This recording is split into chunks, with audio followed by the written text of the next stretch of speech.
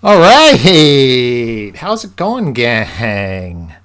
We are back in effect. We're going to jump in and check out the original source of all poetry everywhere in the world. We all know it all starts right here on Reddit in the OCPoetry community.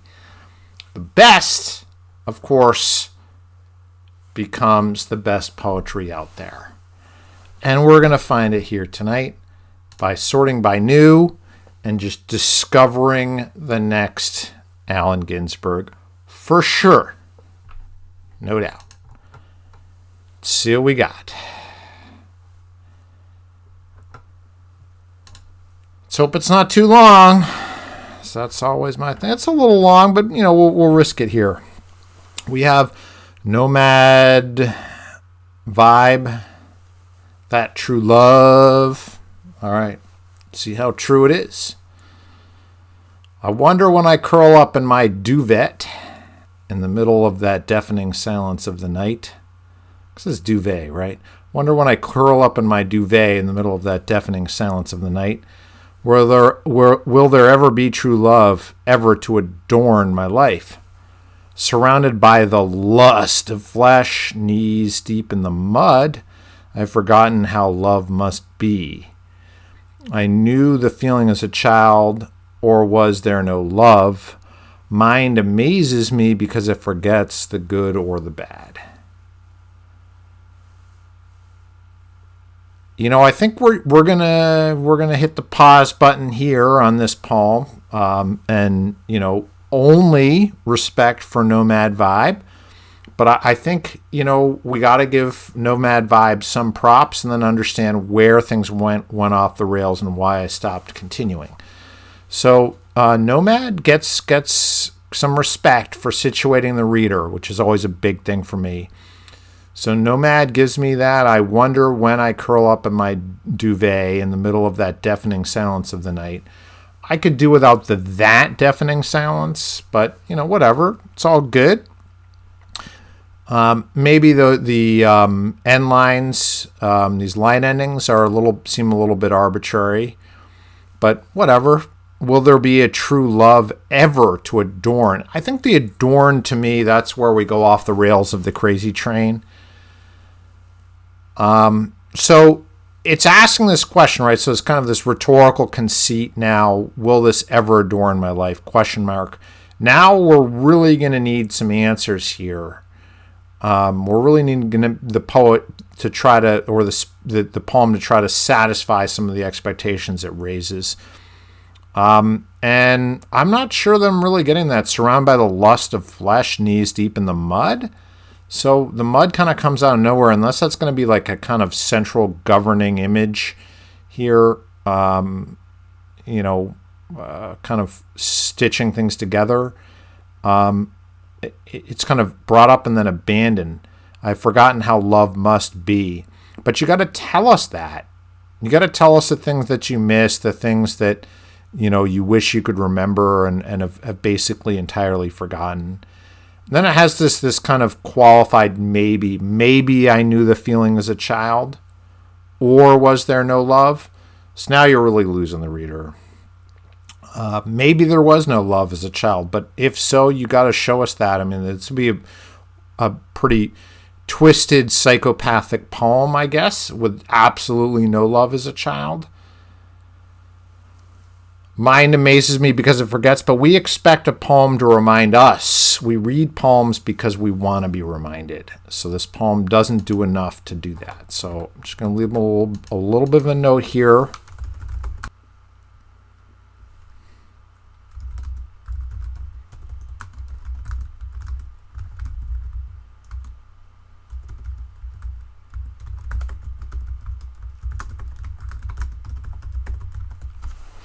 All right.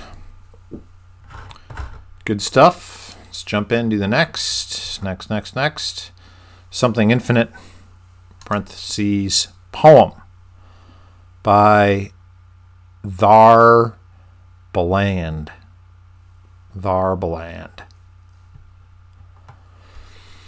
If it doesn't set me on fire, let my last breath of peace be known from this moment forward under a glaring sunlight. My thoughts come in full force, tanning the skin outside, leaving me with me. My mind's weight can play a symphony of tricks and power, trigger, echo. I start to hallucinate memories and sprint toward depression. Everything passes by. Everything does pass by. And I feel the peace and balance slip from under me, semicolon, unless impertinence is a lesson in itself. If I should die young, wanting more, your memory should be much better. Although your presence and spirit has passed away, I promise to you your memory. I promise to your memory I will not settle for smoking cinders.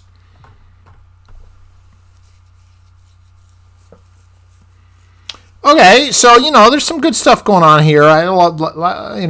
This opening's pretty good, pretty bold. If it doesn't set me on fire, let my last breath of peace be known from this moment forward. I'm struggling a little bit why the last breath of peace would or wouldn't set them on fire. Are they being martyred? Are they literally going to be burned to death or something like this under a glaring sunlight? So perhaps that explains tanning the skin outside. So, there's this kind of end of the world or apocalyptic vibe here. My mind's weight can play a symphony of tricks. So, okay, we have this kind of trope that the speaker's insane or crazy and we can't trust the narrator here. They're hallucinating memories. So now that's kind of a little bit boring to me. So, okay. How many people really, truly hallucinate on a daily basis? I guess we could expect more hallucination from poets because, poets are super hallucinatory types. But, I don't know. So, there's some strong potential, strong proposal in this poem. It just kind of folds in on itself a little bit that, I promised your memory, whose memory? We don't really get the beloved if this is a poem to someone, to a lover. We don't really get any idea of who they were, what they were, or what they meant. So without that kind of like you were everything to me, or I remember the time that we shared cheap Chinese food and an expensive bottle of Belgian beer or something. They're like, give us something. It was May and the sun was slanting in through the cheap blinds. I don't know. Give me something. The time we walked on the beach and avoided the broken glass and there were seagulls.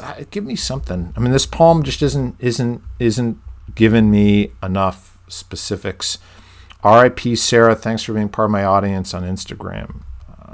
All right. Well. So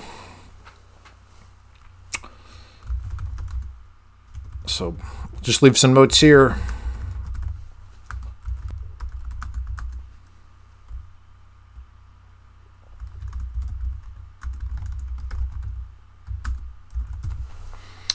Okay. Feel bad if this is really an elegy, if they're really in mourning to kind of leave criticism, but they were the one who posted this up on OCPoetry. It is tough, right? So we are most often called to write poems when we ourselves are feeling strong emotions and strong sentiments, and mourning or loss is certainly going to be one of them. If you put yourself out there, do bear that in mind, Let's try On Surrender from Lollipop Girl 99.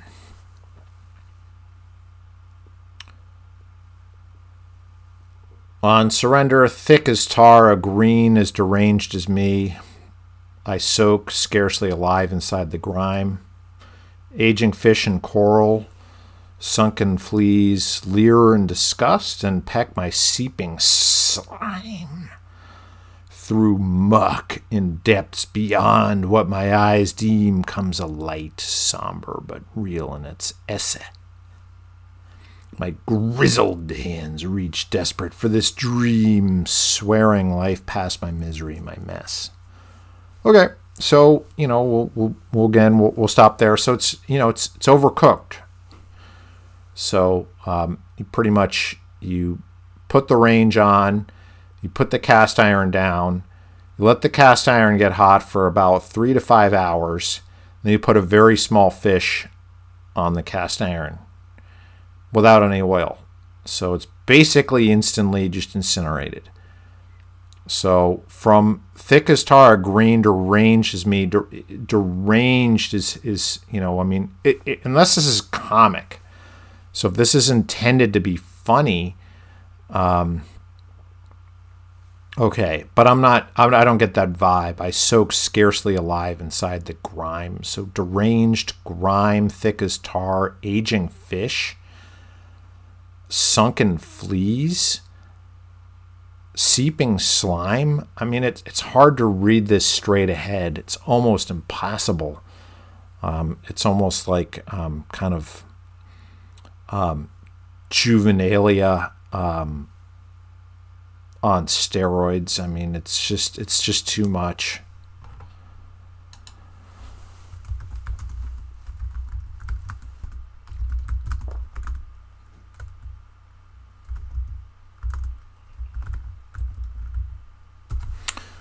Okay. Let's move on. Oh, Reddit gods. Give me a poem. Oh, Reddit gods. Riverside Stroll. Okay, well, we can really lock in there. Semper Bi? I think we've read a Semper Bi poem. Have we? I don't know. Rings a bell, but maybe all Reddit names kind of all sound the same. As I walk by the river and daze off into the milky moonlight, I wonder, what if I were to jump in? To be carried away from the town I'm all too, with 1-0, familiar with, to be distracted from people and problems alike, to find myself in new lands under the starry sky, to embrace a new world that needs nothing from me to watch the sunrise once more, to cry as I can't make it past the guardrails. Okay. So overall pretty strong. I mean, I think the ending kind of crumples it up a little bit and just like tosses that in the le garbage. Because, why? Why do we need to know you can't make it past the guardrails? Because what? You can't walk, or, your legs don't work? I mean, you didn't tell us that you're in a wheelchair. I mean, I would believe it if you were, but is it because there's guards preventing you from going over the guardrails? Or so the suicidal ideation of the poem is stopped by something arbitrary. But there's some lyric observation here, and I've known rivers is kind of a classic conceit here, right? Other poets have written that. Langston Hughes, for example.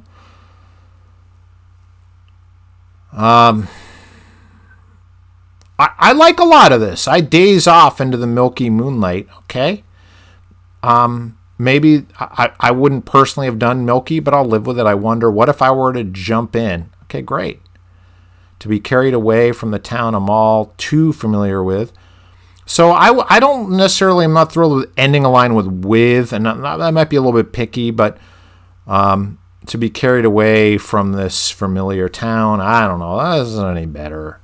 But ending with, I just think ending a line with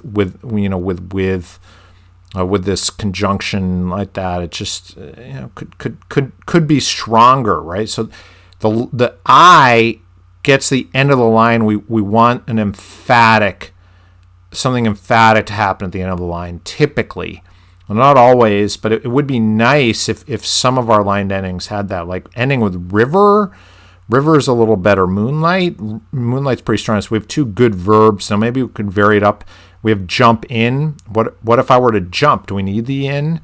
We have some great. Then we change things up and get a verb. To be carried away. Away is good. To be distracted. That's a little passive. Be distracted. So how could we enact that? How could the poem show us the distraction? And it already kind of did. It already carried us away, right? So that's a literal thing happening. It's not just a description of thoughts. It's actually physically carried downstream. So I don't know that we need the distracted. It's redundant from people and problems alike. Okay. I mean, you're going to die. Maybe.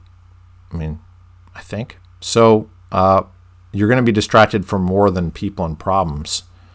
I mean, but okay, I'll live with that. To find myself or find death. Find the end of yourself. In new lands under the starry sky. Well, does it lead to new lands or does it lead to the ocean? Does it lead to oblivion? Now, you can't put oblivion in a poem. No, don't do that. But so I like the specifics. I like the starry sky because it's maybe you could just kind of, like a bather, just kind of like float, and you go numb and then you're dead. So that's a great idea that the poem introduces. And I love that embrace, to embrace.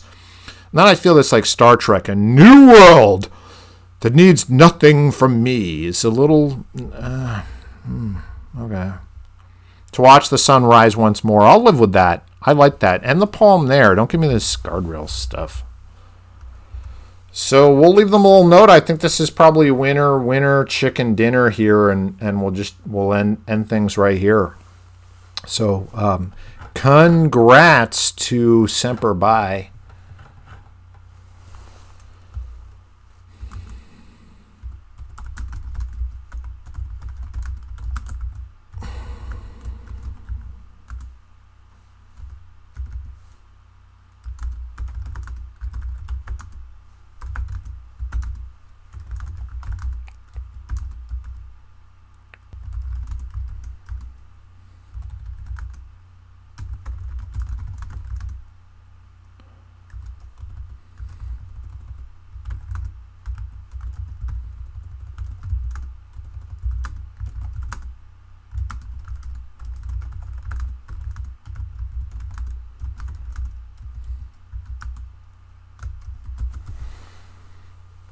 All right, we'll leave it at that. Again, a pretty great offering here from Semper Bi. So, what do they say? The Marines, booyah or ooyah or something like that. Ooyah, ooyah. Sorry if I messed it up, my real Marines out there. All right. So, to you OCPoetry Marines, you warriors of OCPoetry, keep warrioring, keep fighting, keep shooting your lyric guns into the night, and I will be back to troll some more with you next week. And I appreciate it. Love you guys. And subscribe up, comment up, get mad. Don't take this from me. Get mad. Right on. Right on.